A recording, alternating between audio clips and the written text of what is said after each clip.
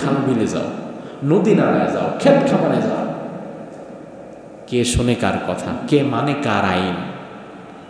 দিন শেষে বিষয় হচ্ছে দুর্নীতি যতদিন পর্যন্ত আপনারা বন্ধ করতে না পারবেন, এমন এক একটা গজব আপনাদের আমাদের মাথার উপরে আসতেই থাকবে। উত্তরার মাইলস্টোন স্কুল, হাজার হাজার শিক্ষার্থী আছে সেখানে। সেই মাইলস্টোন স্কুলের একটা চাইল্ড ক্যাম্পাসে একটা প্রশিক্ষণ বিমান ক্র্যাশ করে।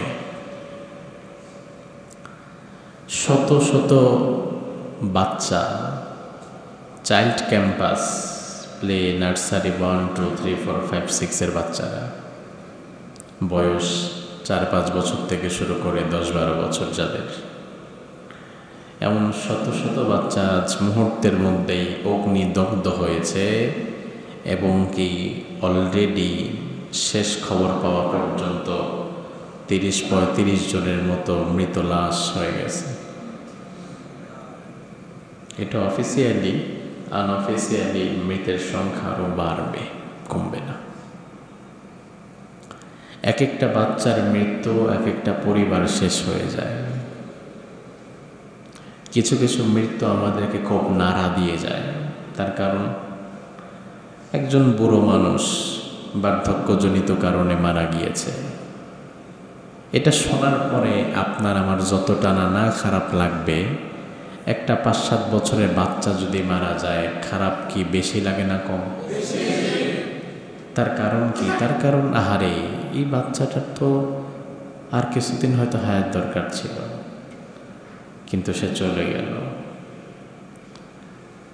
আর মৃত্যুটা আমাদের এত নিকটে। আল্লাহ তাআলা বলছেন, দুনিয়াতে প্রতিটি সৃষ্টিজীব মৃত্যুবরণ করতেই হবে।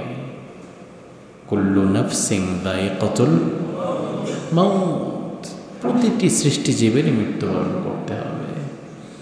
এবং মৃত্যুর জন্য কোনো কারণও লাগবে না যে আপনার মৃত্যুর জন্য একটা বড় কারণ দরকার, কোনো কারণ ছাড়া মৃত্যু হবে না। না, কোনো কারণ দরকার নাই। কচু পাতার উপরে পানিটা যেমন টলমলে, আমাদের হায়াতও তেমন টলমলে।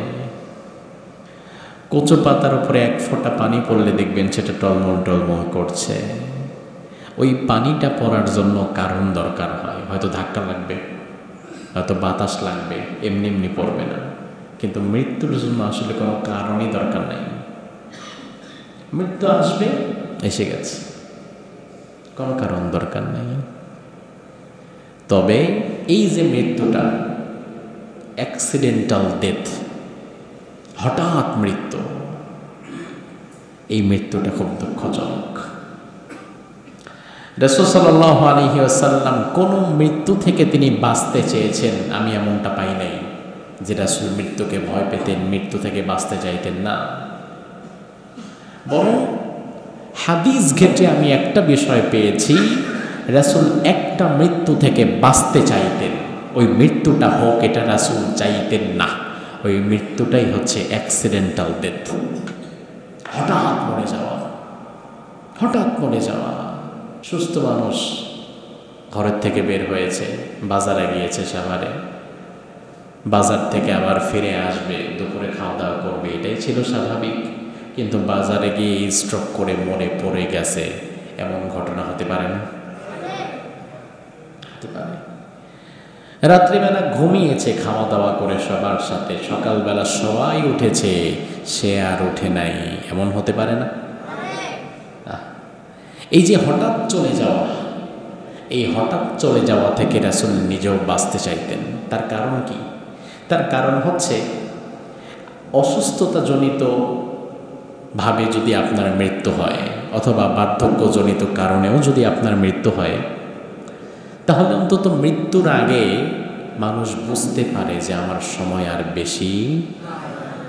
ওই মুহূর্তে ওই বান্দা আল্লাহ তাআলার কাছে মাফ চাওয়ার সুযোগ পায় এবং দেনা পাওনা পরিশোধ করার সুযোগ পায়। কিন্তু হঠাৎ করে আপনি মরে গেছেন কোনো প্রিপারেশন ছাড়া, কত মানুষ হয়তো দেনা পাওনা আপনার কাছ থেকে পায়। দেনা পাওনার বিষয়টা এত জটিল, যেখানে আল্লাহ শহীদকে আটকে দিবেন, মাফ করবে না, সেখানে আপনি আমি তো ধরা খেয়ে যাব ভাই। এই জন্য রাসূল বলতেন, আল্লাহ এই অ্যাক্সিডেন্টাল ডেথ, হঠাৎ মরে যাওয়া, এখান থেকে আমি নবী নিজেও বাঁচতে চাই। রাসূল যেই মৃত্যু থেকে বাঁচতে চাইতেন, ওই মৃত্যু থেকে উম্মত হিসাবে আমাদের বাঁচতে চাওয়া দরকার না? দরকার কি না? আল্লাহর হাবিব সাল্লাল্লাহু আলাইহি ওয়াসাল্লাম আল্লাহর দরবারে হাত তুলে দোয়া করে বলতেন, আল্লাহ, আল্লাহুম্মা ইন্নী আউযু বিকা মিন মাউতিল ফুজাআহ। আয় আল্লাহ, মেহেরবানি করে হঠাৎ মৃত্যু, অ্যাক্সিডেন্টাল ডেথ থেকে আপনি মেহেরবানি করে আমি নবীরও বাঁচায় দিয়েন। এই জন্য রাসূল কিন্তু হঠাৎ মরে নাই যে দুপুরবেলা ভালো মানুষ বিকালবেলা মরে গেছে, এমনটি হয় নাই। বরং রাসূল সময় পেয়েছেন যাওয়ার প্রস্তুতি নেওয়ার মতো। এই জন্য এই দোয়াটা আমাদের সবার জানা দরকার, সবার করা দরকার। কারণ অ্যাক্সিডেন্টাল ডেথটা আসলে ভয়ঙ্কর ভাই। কাউকে আপনি ওসিয়ত করার সময়টুকু পাবেন না, কত কথা বলার ছিল, কত মানুষের কাছে মাফ চাওয়ার ছিল, তাও পাবেন না। এই জন্য এই দোয়াটা আমাদের সবার জানা দরকার না? নিজেরাও এই দোয়াটা পড়বেন এবং পরিবারে ছোট বাচ্চা কাচ্চা যাদের আছে এই দোয়াটা পড়াবেন। তাহলে অ্যাক্সিডেন্টাল মৃত্যু থেকে যিনি হেফাজত করতে পারেন তিনি কে? বলেন আল্লাহুম্মা আল্লাহুম্মা ইন্নী আউযু বিকা মিন মাউতিল ফুজাআহ। মুখস্থ থাকবে? আরেকবার পড়েন, আল্লাহুম্মা ইন্নী আউযু বিকা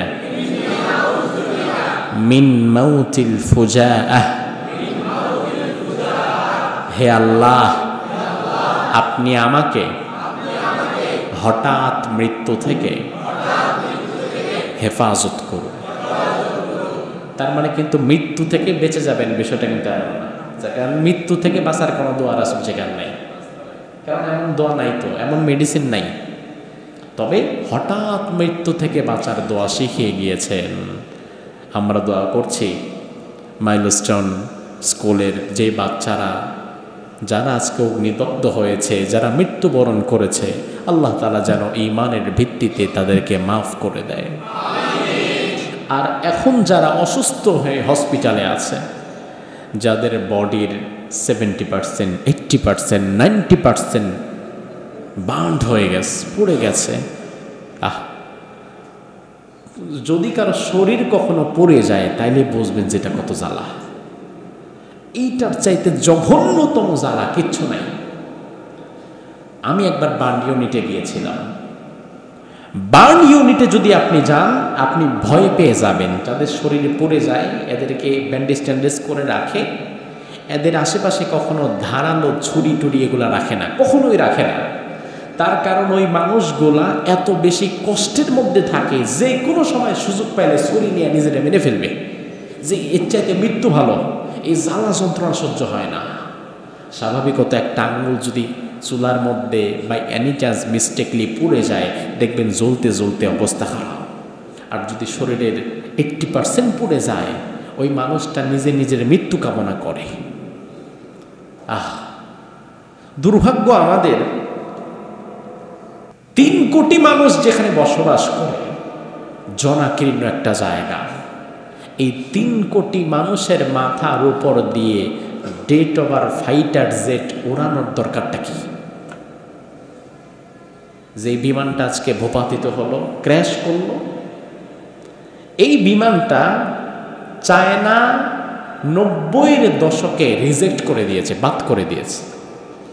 90 সালে চায়না এই বিমানটা ডেট ওভার করে দিয়েছে, যে বিমানটা এখন আর তেমন ব্যবহারের উপযোগী না। সেই বিমান 2013 সালে কেনা হলো। যারা ছিলেন তারা এই বিমান 2013 সালে কিনে এরপরে এটা দিয়ে সামরিক প্রশিক্ষণে লাগায় দিলেন, যাও এটা দিয়ে তোমরা প্রশিক্ষণ করো, নিজেরাও মরো, বাকিদেরকেও মারো, দেশের কিছু জনসংখ্যা কমাও। চাইনিজ যেই বিমানটা 90 সালে ফেলে দেয়, ওই ভাঙ্গারি লোহা তোমার 2013 সালে কেনার দরকারটা কি? আর সেটা 3 কোটি মানুষের মাথার উপর দিয়ে চালাবারই বা দরকার কি? এটা তো একটা জীবন্ত বোমা। এটা যদি চালাবারই প্রয়োজন হয়, খাল বিলে যাও, নদী নালায় যাও, ক্ষেত খামারে যাও। কে শোনে কার কথা, কে মানে কার আইন? দিন শেষে বিষয় হচ্ছে, দুর্নীতি যতদিন পর্যন্ত আপনারা বন্ধ করতে না পারবেন, এমন এক একটা গজব আপনাদের আমাদের মাথার উপরে আসতেই থাকবে। এগুলো আমাদের হাতের কামাই, আমাদের গজব। আল্লাহ তাআলা আমাদেরকে হেফাজত করুক। আরো জোরে বলেন।